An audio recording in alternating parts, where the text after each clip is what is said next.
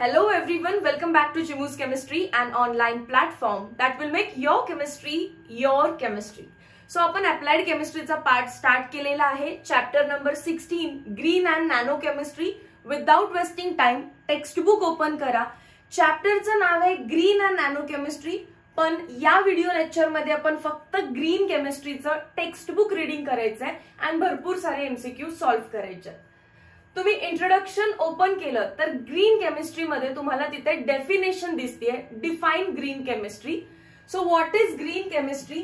It is use of chemistry for pollution prevention. Use of chemistry for pollution prevention. खरं तर हा जो word आहे ग्रीन, याचा अर्थ काय? Eco friendly. सो एन्व्हायरमेंटला हार्म करायचं नाही आपल्याला, राईट? एन्व्हायरमेंटचं प्रोटेक्शन करायचंय, तेव्हा आपण त्याला इको फ्रेंडली म्हणणार आहे. मग इको फ्रेंडली केमिस्ट्रीमध्ये पहिली जी नीड असणार आहे ती असेल पोल्युशन प्रिव्हेंट करणं. Pollution prevention. Use of chemical designs. आणि केमिस्ट्रीचा स्टडी करत असताना तुम्ही जे केमिकल रिएक्शन्स करताय, ज्या केमिकल प्रोसेसेस करताय किंवा डिझाईन्स करताय, डिझाईन्स अँड प्रोसेसेस त्या अशा असल्या पाहिजेत की पोल्युशनला काय करतील? रिड्यूस और एलिमिनेट करतील. कशाला रिड्यूस करतायत किंवा कशाला एलिमिनेट करतायत? The use of hazardous substances. जे डेंजरस सबस्टेन्सेस तुम्ही यूज करताय, dangerous for living beings, dangerous for environment, अशा सबस्टेन्सेसचा यूज एक तर एलिमिनेट करा किंवा त्याला काय करायचंय? रिड्यूस. सो या पेज मधून तुम्हाला काय काय इम्पॉर्टंट हायलाइट करायचंय बघा.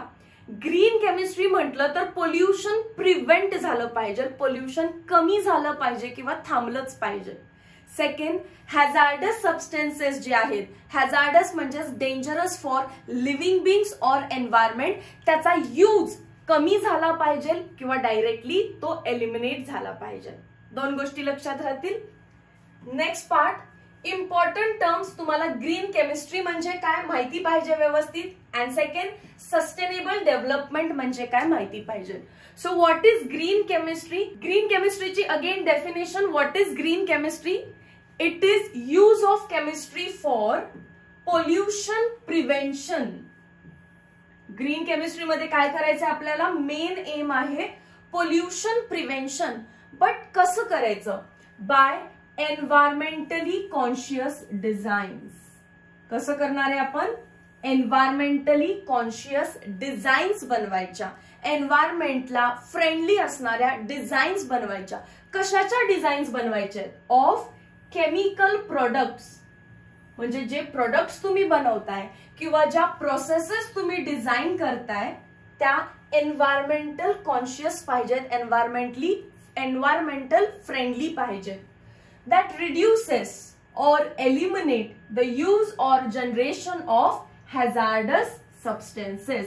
आता तुम्हाला डेफिनेशन लर्न करायची आहे का रे? नाही. दिस इज टाइम ऑफ सीईटी.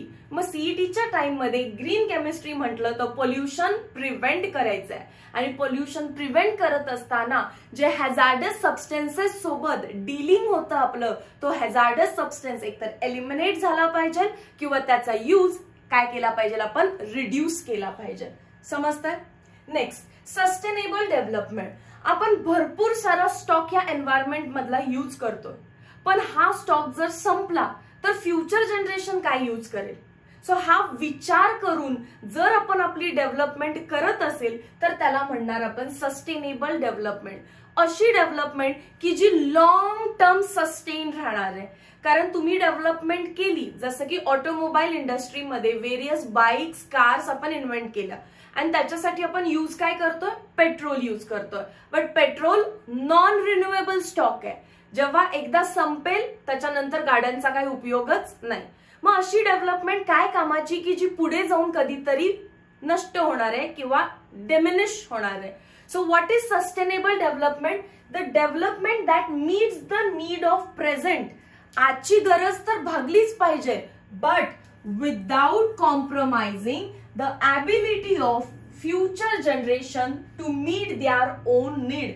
आजची गरज भागवण्यासाठी तुम्ही डेव्हलपमेंट करा, पण फ्युचर जनरेशनला काही कॉम्प्रोमाइज करायला लागलं नाही पाहिजे अशी डेव्हलपमेंट असेल तर त्याला आपण सस्टेनेबल डेव्हलपमेंट म्हणणार आहे. दोन डेफिनेशन फार इम्पॉर्टंट आहेत, याच्यातलेच वर्ड्स आपल्याला एमसीक्यू मध्ये दिसतात. Paul T एनास्टास is non as father of green chemistry. MCQ विचारला जातो. त्यांनी आपल्याला ग्रीन केमिस्ट्रीचे टोटल 12 प्रिन्सिपल्स दिलेले आहेत. अगेन इथेही एमसीक्यू विचारला जातो. So who is father of green chemistry? Paul T. Anastas. He gave how many principles? 12 principles of green chemistry.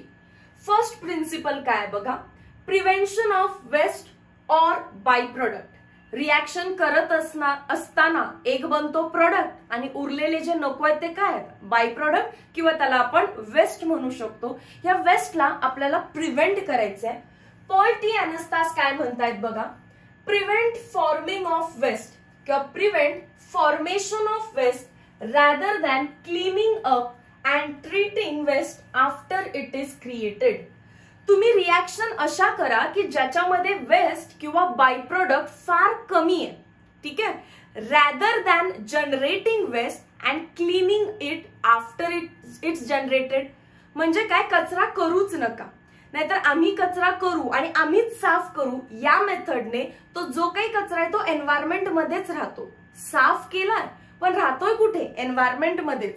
आणि नाही बायोडिग्रेडेबल नसेल तर तो ह्याच एन्व्हायरमेंट मध्ये राहील आणि वन्स तो एन्व्हायरमेंट मध्ये राहतो तो टॉक्सिसिटी वाढत जाते.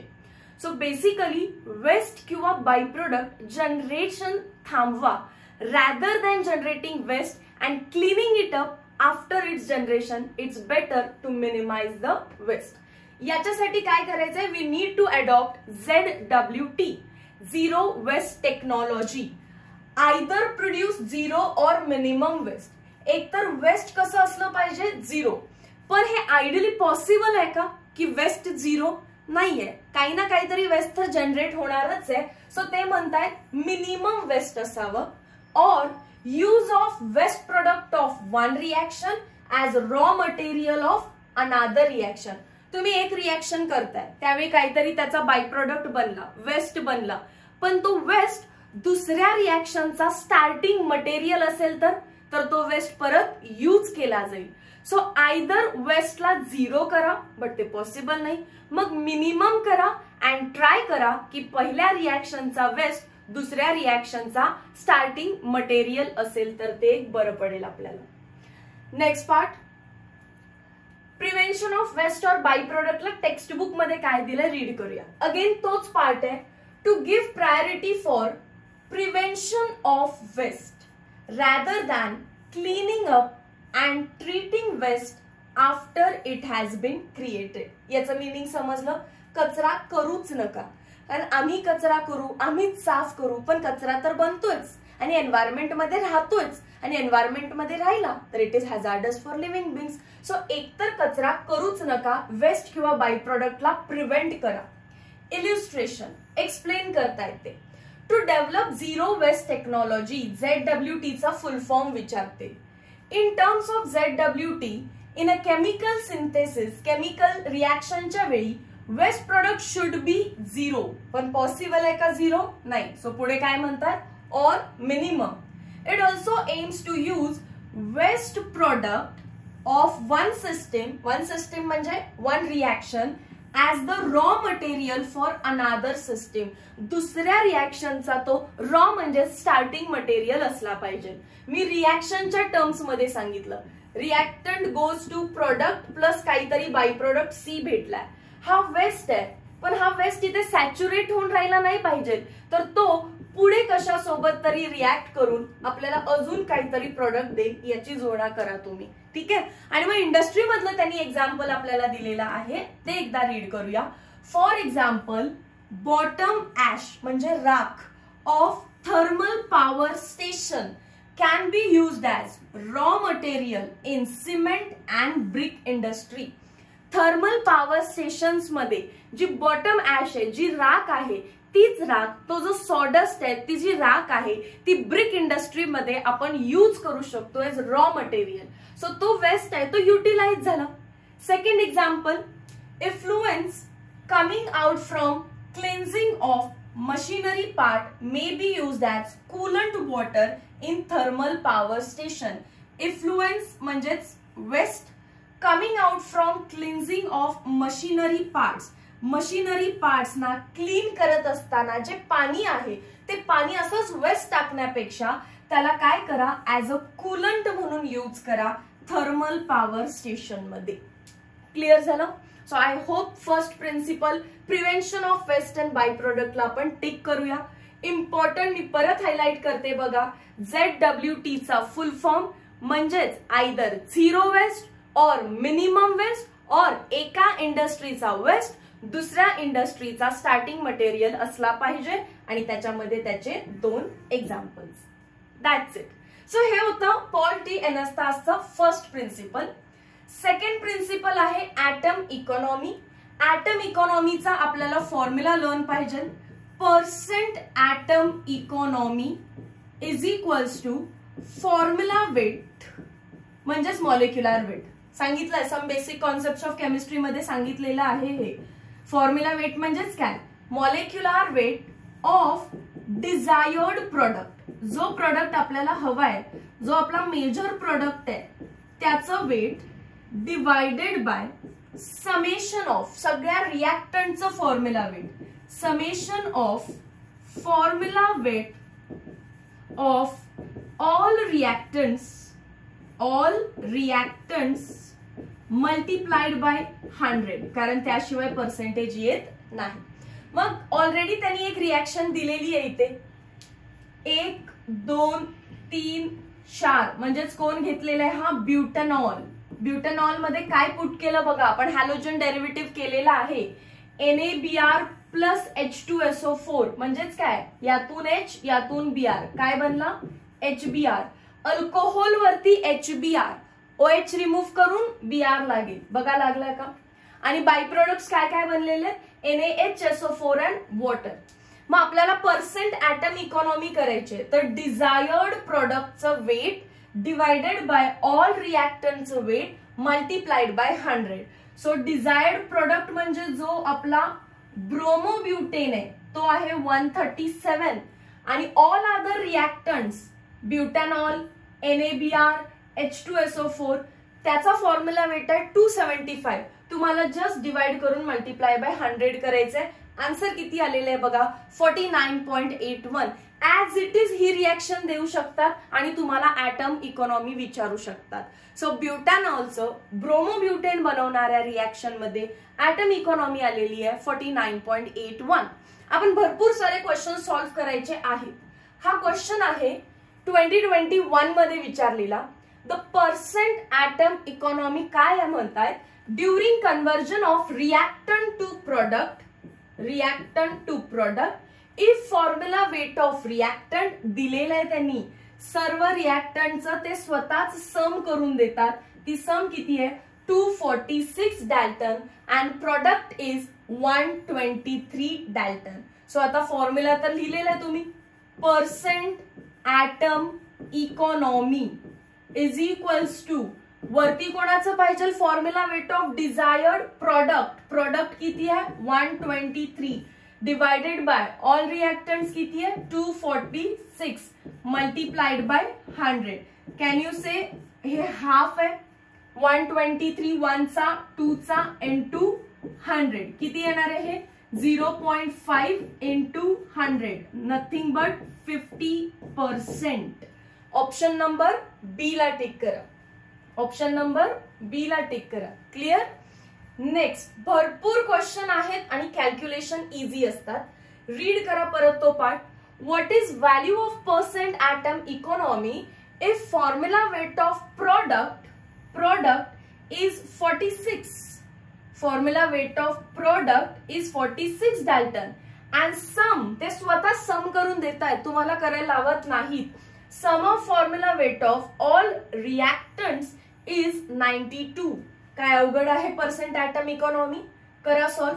Percent atom economy is equals to प्रोडक्टचा फॉर्म्युला वेट किती आहे 46, रिएक्टंट्सचं किती आहे 92 मल्टीप्लाइड बाय 100 अगेन 50% आहे का बघा. Same calculation, half into 100 that is 50%. So काय टिक करायला लागेल आपल्याला, option number B. Done. Next part. What is percent atom economy if formula weight of reactant and formula weight of product respectively are 45 and 35 Dalton? Percent atom economy is equals to formula weight of desired product किती आहे, आधी काय दिलेलं आहे त्यांनी, reactant आहे 45 आणि product आहे 35. So 35 divided by 45 multiplied by 100. Solve करा हे. 5 7 चा 35, 5 9 चा 45 into 100 that is equals to 0.9 7 चा 63, अगेन 9 7 चा 63 multiplied by 100. So that is equals to 77%. कोणतं ऑप्शन टिक करणार आहे आपण, ऑप्शन नंबर डी 77. मी पुढे केलं असतं तर 0.7777 आलं असतं. सो रिकरिंग आहे तर 77.8 केलेलं आहे ते. Okay. Next, what is formula weight of reactant विचारलाय. If percent atom economy is 25%. 25% आहे. सो एक तर असं लिहा 25 divided by 100 is equals to काय असणार आहे रे वरती, formula weight of desired product त्यांनी दिलेलं आहे 75 आणि रिएक्टंट आपल्याला विचारलेला आहे. एक तर असं लिहा किंवा तुम्हाला माहितीये तुम्ही कसं लिहित होता, percent atom economy is equals to desired weight of product upon all reactants multiplied by 100. Either way मध्ये तेच येणार आहे. ओके.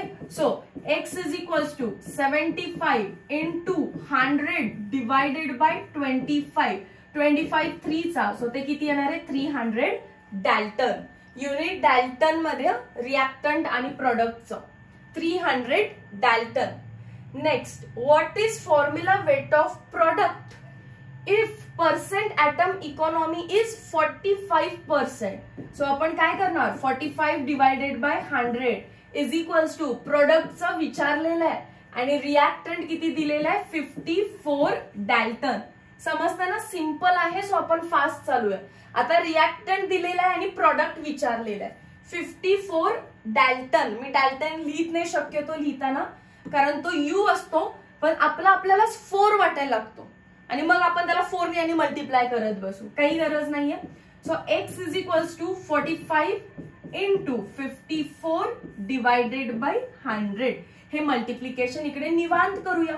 45 इंटू 54, 5 4 चा 20, 4 4 चा 16, 17 18, 5 5 चा 25, 2 कॅरी, 5 4 चा 20 प्लस 2 22, किती होणार आहे 0, 8 9 10 11 12 13, 2 3 4 2. डेसिमल कुठे आता, पहिला व्हॅल्यू लिहूया 2430 आणि डिवाइडेड बाय 100 म्हणजे 24.3. Option number D. डन. चलो next part. What is formula weight. किती सारे क्वेश्चन्स आहेत बघा. What is formula weight of reactant if percent atom economy is 80%. Percent म्हणले की मी काय करते डिवाइडेड बाय 100, सो तो नॉर्मलाइज होऊन जाईल. That is equals to product is 60 dalton म्हणताय म्हणजे पक्का रिएक्टंट विचारलेला आहे. करा सॉल्व याला. x is equals to 60 into 100 divided by 80. काय होईल, कट, 0 ला 0 कट, काय 2 4 चा 8, 2 3 चा 6, 0 again 300 divided by 4 that is equals to 4 7 चा 28, 2 carry 4 5 चा, so 75 dalton. Option number D. हे समजतं फास्ट केल्यामुळे काही दिक्कत नाही याच्यामध्ये. 80 by 100 is nothing but percent atom economy. मग पर्सेंट ऍटम इकॉनॉमी 80% आहे, त्याला फक्त डिवायडेड बाय मी 100 करते. अदरवाइज तुम्हाला माहिती आपण इथे मल्टिप्लाय बाय 100 केलेला असतो, तो तिकडे गेलाय असं अज्युम करा. What is formula weight of product. Again formula weight of product विचारलेलं आहे. if percent atom economy is 66.6% divided by 100. Product विचारलेला आहे, सो वरती x and sum of formula weight of reactant is 210. So x is equals to 66.6 into 210 divided by 100. 0 ला 0 cut. Solve करा, त्या मल्टिप्लिकेशनला पण निवांत सॉल्व केलं तर टाइम आहे आपल्याकडे. 66.6 into 21 हे 666 येणार आहे. 0 6 2 चा 12, 6 2 चा 12 plus 1 13, 6 2 चा 12 plus 1 13. So this is 6, this is 8, this is 9, this is 3, this is 1. Decimal एक नंतर 13986 divided by 8.6 divided by 10, that is nothing but 139.86. कोणत्या ऑप्शनला टिक करणार आहे? 139 म्हणजे nearly equal to 140, nearly equal to 140. So option number B. Third principle. आता बघूया third principle काय सांगतं. Less hazardous chemical synthesis. याच्या इलिस्ट्रेशन मध्ये एक स्टोरी आहे, फक्त त्याला लक्षात ठेवायचे आपल्याला. Earlier DDT dichloro diphenyl trichloro ethane याचं स्ट्रक्चर पण विचारतात. हॅलोजन डेरिव्हेटिव्हच्या एकदम लास्ट MCQ आपण याच्या स्ट्रक्चरवरतीच डिस्कस केलेलं आहे.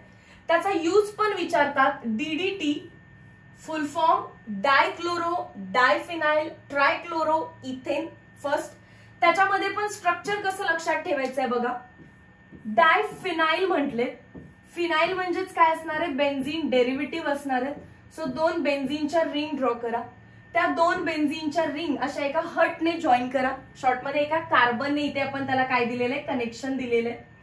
त्याच्या एक्झॅक्ट पॅरा पोझिशनला इकडे आपल्याला क्लोरीन लावायचंय. तसंच सिमिलरली याच्या पॅरा पोझिशनला इथे आपल्याला क्लोरीन लावायचंय. सो जर तुम्ही नाव बघितलं तर आपण अर्ध स्ट्रक्चर ड्रॉ केलं. डायक्लोरो दिसले सगळ्यांना, 2 क्लोरीन. डायफिनाइल दिसले, 2 बेन्झीन डेरिव्हेटिव्ह. ट्रायक्लोरो आपल्याला अजून ड्रॉ करायचं आहे आणि पुढे ते म्हणतायत इथेन. इथेन म्हणजे 2 कार्बन पाहिजेत अजून. इथे हा एक आहे आणि अजून एक घ्या, हा झाला दुसरा कार्बन. ठीक आहे. त्याच्यावरती 3 क्लोरीन लावा. हे स्ट्रक्चर बनलं DDTचं. हे स्ट्रक्चर बनलं DDTचं. DDT was used as insecticide. Was used as ह्याच्या पाठीमागे स्टोरी आहे खरं तर. इन्सेक्टिसाइड होता, पण कोणत्या इन्सेक्ट्सना मारायचा तो? मस्किटोजना. That carried malaria. Malaria causing mosquitoes असतील किंवा टायफॉइड सारखे डिसीज होणारे जे इन्सेक्ट्स आहेत किंवा मस्किटोज आहेत त्यांना मारण्यासाठी आपण DDTचा यूज करत होतो. But later it was found that DDTचा लिव्हिंग लाईफ वरती पण ऍडवर्स इफेक्ट आहे, म्हणजे आपल्यावरती देखील ऍडवर्स इफेक्ट आहे. सो पुढे लिहिता येते it was later realise that DDT is harmful to living things. मग आपण DDTला रिप्लेस केलं आणि आता त्याच्या रिप्लेसमेंट मध्ये आपण एक नवीन इन्सेक्टिसाइड यूज करतोय. तो आहे BHC, benzene hexa chloride. Structure व्यवस्थित बघा. फार मुलांना वाटतं त्याच्या स्ट्रक्चर मध्ये बेन्झीन आहे, पण त्याच्या स्ट्रक्चर मध्ये बेन्झीन नाहीये. खरं तर त्याचं स्ट्रक्चर बघा, सायक्लोहेक्झेन वाला स्ट्रक्चर आहे त्याचं. ओके, हे स्ट्रक्चर आहे बेन्झीन हेक्झा क्लोराइडचं. आणि जो उरलेला बॉन्ड आहे हा 4th, तो हायड्रोजन असणार आहे.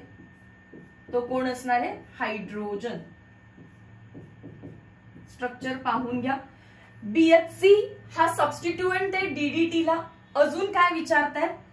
One of the gamma isomer that is called as gammexane और लिंडेन. कोणाचे आयसोमर्स आहेत हे? Gammexane and lindane. BHCचे बेन्झीन हेक्झाक्लोराइडचे गॅमा आयसोमर्स आहेत. कोणते आयसोमर्स? Gamma isomers. कोण आहेत? Gammexane and lindane. They are used as insecticides nowadays. Okay, चलो नेक्स्ट स्टोरी समजली. पहिला DDT structure full form used as insecticides. काय ट्रीट करतात? Typhoid and malaria causing mosquitoes. आता यूज करतोय का? नाही. रिप्लेसमेंट कोण आलं? BHC. Full form benzene hexachloride. Structure हे असं. ठीक है. And gamma isomer of BHC is called as lindane और gammexane. Next, design for safer chemicals. पाठीमागे जर बघितलं तर लेस हॅझार्डस केमिकल सिंथेसिस म्हणजे DDT सारखे हॅझार्डस केमिकल सिंथसाइज करू नका, लेस हॅझार्डस करा. आता इथे म्हणतात लेस हॅझार्डस, इथे म्हणतात सेफ केमिकल्स. दोन्हीचं मिनिंग सेफ आहे, सेम आहे. आणि इथे पण तेच म्हणतात. The principle is quite similar to the previous one, फक्त स्टोरी अलग आहे. फोर्थ प्रिन्सिपल मध्ये स्टोरी अलग आहे. आता बघा, पॉलिमर केमिस्ट्री मध्ये आपण नायलॉन शिकलेलो आहे, राईट. नायलॉन बनतो कोणापासून? नायलॉन बनण्यासाठी आपल्याला लागतो ऍडिपिक ऍसिड. मग ऍडिपिक ऍसिड बनतो कोणापासून? तो बनतो बेन्झीन पासून. But benzene is carcinogenic. Benzene is VOC, volatile organic compound. विचारतात, अंडरलाईन करूया कुठे आहे VOC. हे बघा, VOC, वोलाटाईल ऑर्गॅनिक कंपाऊंड. किंवा तो आहे कार्सिनोजेनिक. कार्सिनोजेनिक वर्ड असेल इथे कुठेतरी, कार्सिनोजेनिक. या दोन रिझनमुळे VOC वोलाटाईल ऑर्गॅनिक कंपाऊंड म्हणजे एअरला पोल्यूट करतो, कार्सिनोजेनिक म्हणजे कॅन्सर कॉझिंग. आणि या दोन गोष्टीमुळे बेन्झीन आपल्याला यूज करणं सेफ नाहीये. मग बेन्झीनला कोणतरी आता सबस्टिट्युएंट आलाय, त्या सबस्टिट्युएंटचं नाव आहे ग्लुकोज. बेन्झीन मध्ये पण किती कार्बन आहेत? 6. ग्लुकोज मध्ये पण किती कार्बन आहेत? 6. सो ग्लुकोज पासून ऍडिपिक ऍसिड बनवा आणि ऍडिपिक ऍसिड पासून पॉलिमर इंडस्ट्री मधले नायलॉन्स बनवा. ओके. सो आपल्याला विचारलं बेन्झीनला रिप्लेस कोणी केलं, तर ग्लुकोजनी. आणि हे कोणत्या सायंटिस्टने सांगितलं? Draths and Frost. आता ड्रॅट अँड फ्रोस्टनी सांगितलं adipic acid can be synthesized using glucose. Adipic acid is enzymatically synthesized from glucose. Enzymes use करून ही प्रोसेस त्यांनी केलेली आहे. Next part, MCQ. Which of following is used for synthesis of adipic acid enzymatically by Dratt and Frost? Glucose, option number A. Benzene नाही, तो carcinogenic आहे. Fructose नाही, गॅलेक्टोज नाही. काय टिक केलं? Glucose. Use of safer solvent. Organic reaction करत असताना बऱ्याच वेळा आपण सॉल्व्हंट यूज करतो, तर ते सॉल्व्हंट सेफ असले पाहिजेत. मग सेफ म्हणजे कोणते? सगळ्यात पहिल्यांदा तर वॉटर. वॉटर हा सेफ आहे. Second, super critical carbon dioxide. लिहून घ्या किंवा टेक्स्टबुक मध्ये मार्क करा. सुपर क्रिटिकल कार्बन डायऑक्साइड हे वापरा. आणि कोण वापरायचे नाहीत, हे तर यूज करायचे. कोण यूज करायचे नाहीत ते पण एकदा लिहून घ्या. Halogen containing solvent. कोण यूज करायचं नाही? Halogen containing solvent. Halogen containing solvent use करायचे नाहीत. जसं की chloroform, CHCl3 dangerous, CCl4 dangerous. So use यांना करायचं नाही. ठीक आहे, तेच दिलेलं आहे बघा इथे. Use water and supercritical carbon dioxide in place of volatile halogenated organic solvent, for example CH2Cl2, CHCl3, CCl4, etc. Okay. Question. Which among the following solvent is considered as green solvent? Green solvent म्हणजे जे वापरायचे एक तर water नाहीतर super critical carbon dioxide. बघा यात halogen आहे, यात हॅलोजन आहे. ऑप्शन नंबर डी मध्ये पण हॅलोजन आहे. सो ते यूज करायचे नाही. नेक्स्ट प्रिन्सिपल आहे डिझाईन फॉर एनर्जी इफिशियन्सी. हर एक प्रिन्सिपलची लाईन तुम्हाला पाठच असली पाहिजे असं नाहीये. ओव्हरऑल ऑप्शन्स वाचून आपल्याला समजतं काय करेक्ट आहे काय रॉंग आहे, कारण हा चॅप्टर अख्खा कॉमन सेन्स वाला आहे. फक्त आपण काय एक्सप्लेन करतो कारण तुम्हाला त्यातल्या स्टोरीज माहिती असाव्यात. बघा, डिझाईन फॉर एनर्जी इफिशियन्सी. एखादी रिॲक्शन जर स्लो होतीये तर तुम्ही काय करता? एक तर तुम्ही त्याच्यामध्ये कॅटलिस्ट टाकता किंवा तुम्ही डायरेक्टली त्याचं टेम्परेचर प्रेशर कंडिशन्स वाढवता. मग टेम्परेचर वाढवताय म्हणजे एक्सेस ऑफ एनर्जी यूज करताय. प्रेशर वाढवताय म्हणजे काय करताय? तुम्ही एनर्जी यूज करताय. आणि ही एनर्जी विनाकारण यूज करण्याऐवजी रिॲक्टंट टू प्रोडक्ट जाणारी जी स्लो रिॲक्शन आहे त्याच्यामध्ये तुम्ही बायो कॅटलिस्ट टाका. एनर्जी वाढवण्यापेक्षा टेम्परेचर वाढवून ही रिॲक्शन फास्ट करण्यापेक्षा तुम्ही त्याच्यामध्ये काय टाका, कॅटलिस्ट, आणि त्यात पण कुठला कॅटलिस्ट, बायो कॅटलिस्ट, कारण बायो कॅटलिस्ट बायोडिग्रेड होतो, सो एन्व्हायरमेंटल फ्रेंडली राहणार आहे तो. रीड करा हे. Chemical synthesis should be design to minimise the use of energy. अशा प्रोसेसेसचा शोध लावा ज्याच्यामध्ये एनर्जी कमी वापरली जाते. It is better to minimise energy by carrying out reaction at room temperature. Reactions एकतर रूम टेम्परेचरलाच करा आणि होत नसतील तर बायो कॅटलिस्ट टाका, ठीक आहे, rather than doing it at high temperature and high pressure. This can be achieved by use of proper catalyst, use of microorganisms, use of renewable materials, etc. So हे आपण करू शकतो. बायो कॅटलिस्ट म्हणजेच काय, micro organisms किंवा renewable stock तिथे use करा. Illustration. The bio catalyst can work at ambient condition म्हणजे room temperature, pressure. Similarly in chemical synthesis refluxing conditions require less energy. Improving the technology of heating system use microwave heating. So 3 method दिलेत त्यांनी तुम्हाला. First, bio catalyst use करा. Second, रिफ्लक्सिंग method use करा. Third, microwave heating करा, कारण microwave heating मध्ये energy कमी लागतीये. ठीक आहे. सो 3 मेथड्स आहेत एनर्जी वाचवण्यासाठी. Use of renewable stock. जर तुम्हीच पेट्रोल वापरत गेला, तुम्हीच डिझेल वापरत गेला, क्रूड ऑइल पण तुम्हीच वापरताय, तर फ्युचर जनरेशन काय वापरणार आहे. सो अशा स्टॉकचा यूज करा जे तुम्ही रिन्यू करू शकता, जे रिन्युएबल आहेत. The perspective of this principle is largely towards petrochemicals. पेट्रोकेमिकल्सच्या यूज वरून हा प्रिन्सिपल त्यांनी डिस्क्राईब केलेला आहे. Use of chemicals which are made from renewable म्हणजेच plant based sources rather than other.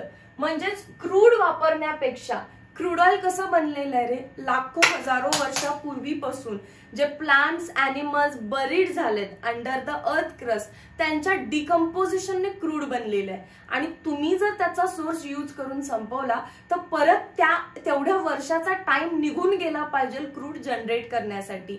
So fuel बनवायचंच असेल तर try to make from renewable sources such as plant base. हा पार्ट तुम्ही रीड करा. ओव्हरऑल त्यांनी रिन्युएबल फीडस्टॉक यूज करण्यावरती जास्त भर दिलेली आहे. Reduce derivatives. पहा एमसीक्यू, या एमसीक्यू थ्रूच आपण एक्सप्लेनेशन करूया. कन्सिडर बेन्झाअल्डिहाइड. बेन्झाअल्डिहाइड आणि त्याच्या मेटा पोझिशनला काय असणार आहे, OH. क्वेश्चन रीड करा.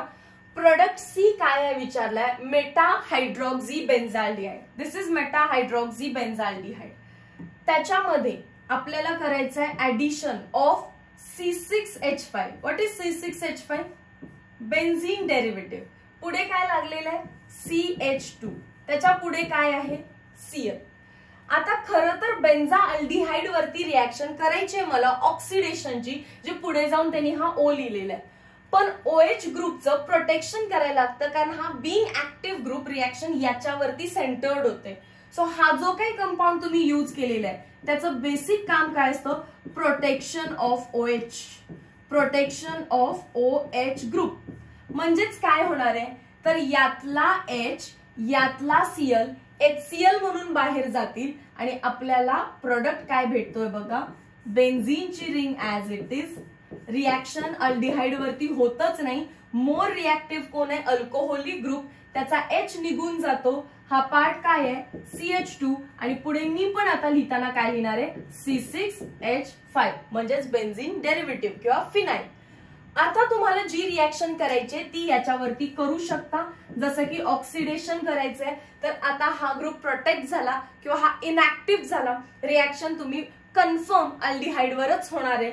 सो आता benzene as it is, sorry, हा पार्ट OCH2 C6H5 आणि अल्डिहाइडचं ऑक्सिडेशन केल्यावर काय भेटतं, कार्बोक्सिलिक ऍसिड COOH. हा अल्डिहाइड आहे, त्याचं ऑक्सिडेशन केल्यावर काय भेटत असतं, कार्बोक्सिलिक ऍसिड. आता करायला पाहिजे आपल्याला डी प्रोटेक्शन. ते लिहून दिलेत बघा. D protection of OH group, D protection of OH group. काय होणार आहे, फक्त परत त्याचा H आतमध्ये येणार, तो फिनॉल मध्ये कन्वर्ट होणार, इथे OH जो काही आहे तो, आणि वरती COOH. सो फक्त मला या CHO अल्डिहाइड ग्रुपचं COOH करायचं होतं. OH तर ऍज इट इज परत भेटलेलं आहे. ह्या एका स्टेप साठी मला किती स्टेप्स करायला लागल्या बघा. आधी प्रोटेक्शन ऑफ OH, मग ऍक्च्युअल रिॲक्शन, मग परत डी प्रोटेक्शन ऑफ OH. याच्यामध्ये स्टेप्स वाढलेत, पण हा प्रोडक्ट असाच भेटतो. अमाइन्स चॅप्टर मध्ये, फिनॉल्स चॅप्टर मध्ये आपण हे बघतो, हा प्रोडक्ट असाच भेटतो, पण याच्यामध्ये जास्त स्टेप्स बनतायत. सो पॉल्टी अनास्तास म्हणतायत की रिड्यूस डेरिव्हेटिव्ह म्हणजेच मिनिमम स्टेप्स मध्ये रिॲक्शन करा. हे प्रोटेक्शन, डी प्रोटेक्शन हे अल्टिमेटली करायलाच लागतं, बट अशा टेक्निक्स वरती काम करा जे या प्रोटेक्शन, डी प्रोटेक्शनला हटवून आपल्याला डायरेक्टली काय देऊ शकतील, प्रोडक्ट देऊ शकतील. सो हीच रिॲक्शन टेक्स्ट बुक मध्ये आहे आणि हीच 2023 ला विचारलेली आहे. सो आपल्याला काय भेटलं, meta hydroxy benzoic acid, meta hydroxy benzoic acid. Use of catalyst, कॅटलिस्टचा यूज काय ते मला सांगण्याची गरज नाही, आता सगळ्यांना माहिती आहे right. Chemical kinetics, it increases the speed of reaction, आणि मोर करेक्ट काय, it reduces the activation energy. Hydrogenation of oil मध्ये त्यालाच काय प्रोसेस म्हणतात, हार्डनिंग. हे इम्पॉर्टंट आहे. हार्डनिंग म्हणजेच hydrogenation of oil. Catalyst Raney nickel, platinum, palladium, हे और आहेत, रॅनी निकेल और प्लॅटिनम और पॅलेडियम. हॅबर्स प्रोसेस म्हणजेच manufacture of ammonia. Haber's process मध्ये वापरला जातो finely divided iron, finely divided iron. आणि मॉलिब्डेनम जर लिहिला असेल MO तर तो त्याचा प्रमोटर आहे. MO लिहिला असेल तर तो त्याचा प्रमोटर आहे. प्रमोटर म्हणजे काय, कॅटलिस्टला ऍक्टिव्ह करण्याचं काम करतो तो. Next, manufacture of high density polyethene. High तर नाव पण त्याचा हायफाय आहे, झिग्लर नेटा, झिग्लर नेटा. झिग्लर नेटाचा फॉर्म्युला लिहूया इथे, ZN. झिग्लर नेटाचा formula tri ethyl aluminium, C2H5 thrice aluminium plus titanium tetra chloride. हा पण दिला जाईल किंवा डायरेक्टली स्पेलिंग मध्ये लिहिलं जाईल. Next part, manufacture of H2SO4 by contact process. दोन असतील, एक तर V2O5 असेल आणि तो नसेल तर प्लॅटिनाइज्ड ऍस्बेस्टॉस, प्लॅटिनाइज्ड ऍस्बेस्टॉस. आयदर दोन्ही पैकी काहीतरी एक असणार आहे ऑप्शन मध्ये. Fischer Tropsch process, cobalt thorium alloy, cobalt thorium alloy किंवा मेटल अलॉय असणार आहे तो. Okay. Next, design for degradation. Word मध्येच आहे आणि आपल्याला कळतं की डिझाईन फॉर डिग्रेडेशन म्हणजेच काय रे, बायोडिग्रेडेशन, हा की नाही. सो पॉल्टी अनास्तास म्हणतात जो प्रोडक्ट तुम्ही बनवणार आहे, जो बाय प्रोडक्ट तुम्ही बनवणार आहे किंवा जो वेस्ट बनलेला आहे तो बायोडिग्रेडेबल असला पाहिजे, तर आपल्याला काहीच प्रॉब्लेम नाहीये. हा पार्ट रीड करा, याच्यावरती ऍज सच काही MCQ नाहीये, हेडिंग फक्त रीड करून घ्या. Real time analysis for pollution prevention, हा पार्ट रीड करा, पण ओव्हरऑल परत याच्यावरती काही MCQ नाहीये, फक्त हेडिंग वरती MCQ असतो. आपल्याकडे अशा मेथड्स आहेत. प्रोग्रॅमिंग आहे केमिस्ट्रीच्या रिॲक्शनचं. येस, प्रोग्रॅमिंग, जे तुम्ही प्रोग्रॅमिंग तुमच्या CS च्या लॅब्स मध्ये केलेलं आहे, IT च्या लॅब मध्ये केलेलं आहे, सेम वे मध्ये केमिकल लॅबोरेटरी मध्ये होणाऱ्या केमिकल रिॲक्शनचं प्रोग्रॅमिंग डेव्हलप होतं. सो आपल्याला रिॲक्शन लॅब मध्ये करण्याआधी बाय कम्प्युटर समजतं की वेदर ही रिॲक्शन सक्सेसफुल होणार आहे की नाही होणार आहे, weather he reaction by product जास्त देणार आहे की प्रोडक्ट जास्त देणार आहे, वेदर या रिॲक्शनला एनर्जी जास्त लागते की कमी लागते. This is real time analysis. म्हणजे रिॲक्शन लॅब मध्ये करण्यापूर्वी आधीच आपल्याला त्याचा प्रॉपर डेटा भेटतो just by computer programming. So त्याचा यूज करा असं म्हणतात Paul Anastas. 12th, safer chemistry for accident prevention. Lab मध्ये जे एक्सप्लोजन होत आहेत, सगळ्यात फेमस ऍक्सिडेंट आपला MIC methyl isocyanide gas, Bhopal gas tragedy. So यासारख्या ऍक्सिडेंट्सना अवॉइड करा, तरच ग्रीन केमिस्ट्रीचं हे सक्सेसफुल एम बनू शकतं. Yes. Next, which among the following statement is not principle of green chemistry. असे क्वेश्चन आहेत. सो एकदा रीड केलं टेक्स्ट बुक की तुम्ही परत विसरणार नाही आता. ओके. इफ्लुएन्स म्हणजेच काय, pollutants of one industry can be used as coolant for thermal power station. True. Text book read केलं असेल किंवा हे लेक्चर बघितलं असेल तर लगेच समजणार ना, वन इंडस्ट्रीचा पोल्युटंट दुसऱ्या इंडस्ट्रीसाठी आपण स्टार्टिंग मटेरियल किंवा रॉ मटेरियल म्हणून यूज करू शकतो. It aims to dump waste product formed in one system instead to use as raw material for another system. मी असं सांगितलं का पहिल्या इंडस्ट्रीचा जो वेस्ट आहे तो फेकून द्या, डम्प करा, नाही तर तो दुसऱ्या इंडस्ट्रीचा रॉ मटेरियल म्हणून वापरा असं म्हटलेलं आहे. सो हे स्टेटमेंट काय झालं, फॉल्स. वरचं स्टेटमेंट ट्रू आहे, खालचं स्टेटमेंट फॉल्स आहे. Third, to give priority for prevention of waste. Yes true, वेस्टला प्रिव्हेंट करायचं आहे. To develop technology for zero waste, हे पण ग्रीन केमिस्ट्रीने सांगितलेलं आहे. So option number B is not true. Which among the following statement is not true? It is an approach to minimize human efficiency. Human efficiency कमी करायची आपल्याला की waste कमी करायचंय? अरे वेस्ट कमी करायचंय. इथे फसवलं तुम्हाला. हे काय आहे, फॉल्स. आपली कार्यक्षमता आपल्याला वाढवायची आहे, ह्युमन इफिशियन्सी वाढवायची आहे आणि काय कमी करायचंय, वेस्ट कमी करायचंय. It is an approach to minimize pollution. हा, पोल्युशन आपल्याला कमी करायचंय, ट्रू स्टेटमेंट आहे. It is study to minimize problems of energy crisis. Problems ना मिनिमाइज करायचंय, एनर्जी प्रॉब्लेम्स ना मिनिमाइज करायचंय. This is also true. It is an approach to minimize hazardous effects on environment. This is also true. So option number A एकटाच not true आहे, false आहे. Identify use of polyethylene टेराथॅलेट. पीईटीज लिहितात actually याला, polyethylene टेराथॅलेट. याचा use काय आपल्याला विचारलेला आहे. तर एक चार्ट आहेत माझ्याकडे, आय शो यू. आपल्याला हा प्रॉपर पार्ट रीड करायचा आहे. हा chart text book page number 343 वरती आहे. मी इंडिव्हिज्युअल इमेज घेतलेले आहेत, रीड करा.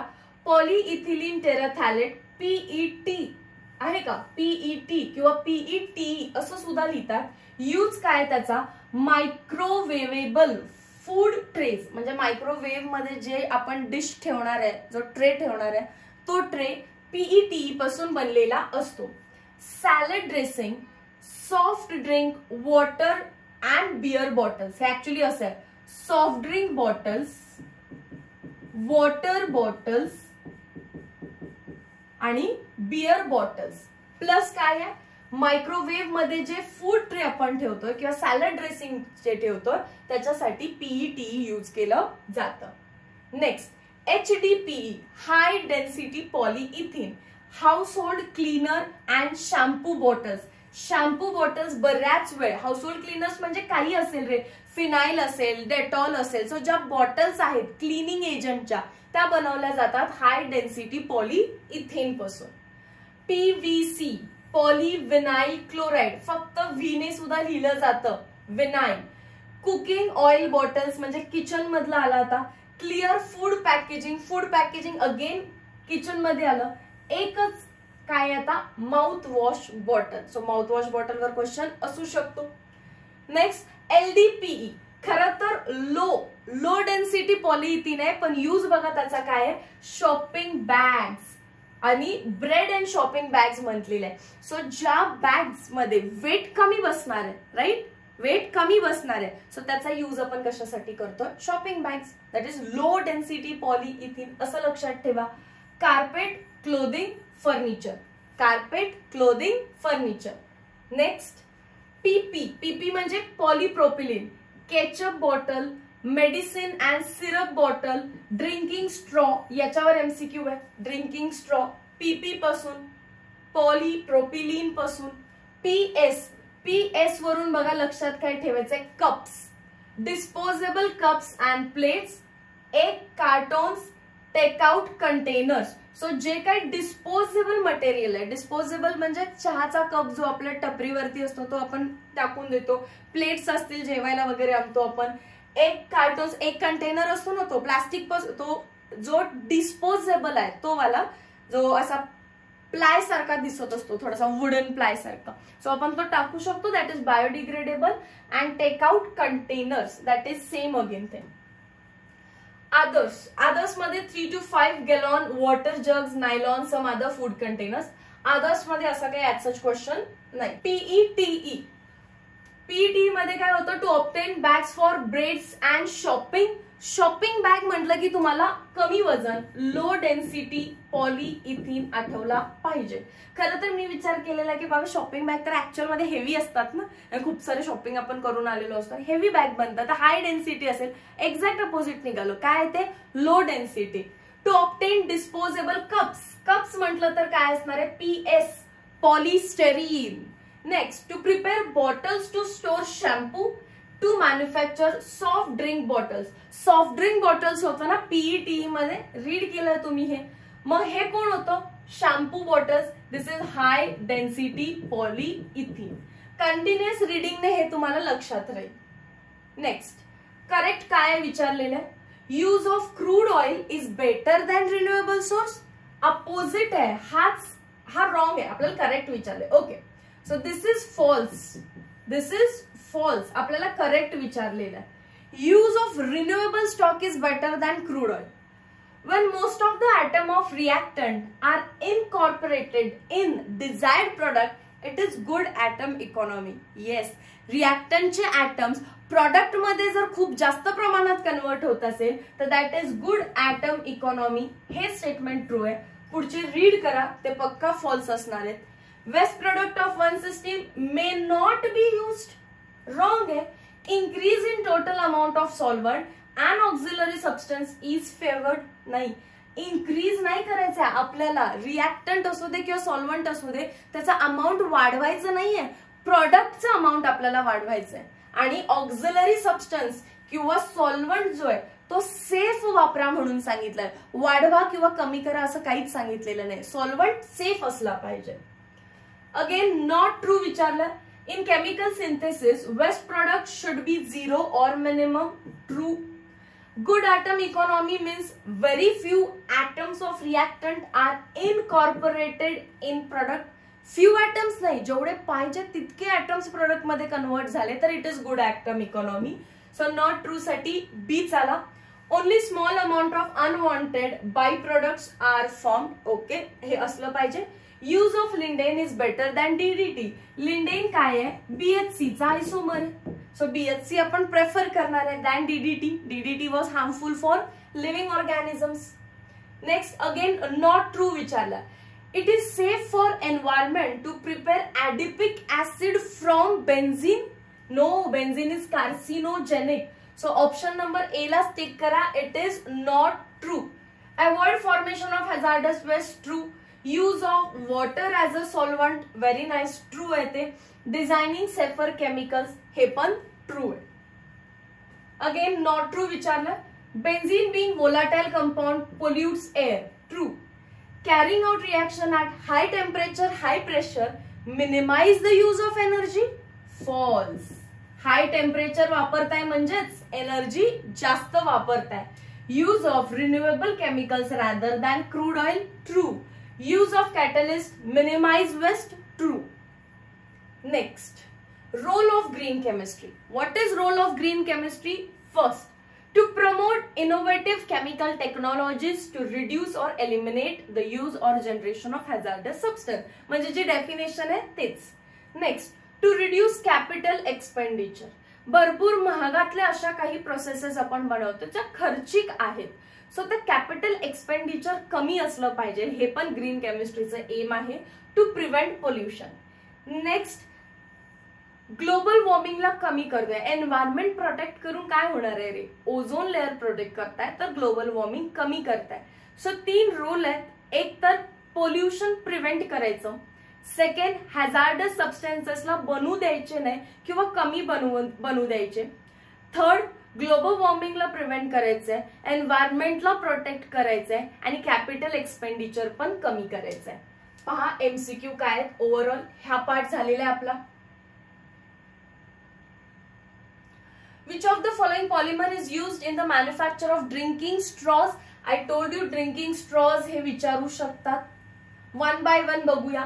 LDPE म्हटलं तर तिथे काय होतं, शॉपिंग बॅग्स. PET म्हटलं तर तिथे होतं बॉटल्स.